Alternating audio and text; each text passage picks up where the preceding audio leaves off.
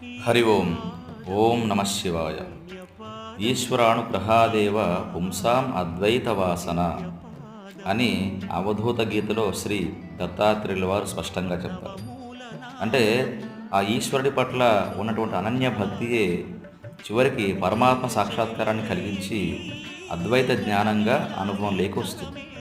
కాబట్టి కేవలం వేదాంత జ్ఞానాన్ని పట్టుకోవడమే కాకుండా అనన్యమైన భక్తి ఆ పరమేశ్వరుడి పట్ల ఎవరైతే కలిగి ఉంటారో వాళ్ళకి సమస్తమైనటువంటివన్నీ లభించడంతో పాటు పరిపూర్ణతమైనటువంటి అద్వైత జ్ఞానం కూడా లభిస్తుంది. కాబట్టి ఈశ్వరానుగ్రహం లేకుండా సాధనలో ముందుకెళ్ళలేరు, ఈ ప్రపంచంలో కూడా ఏమీ సాధించలేరు కదా.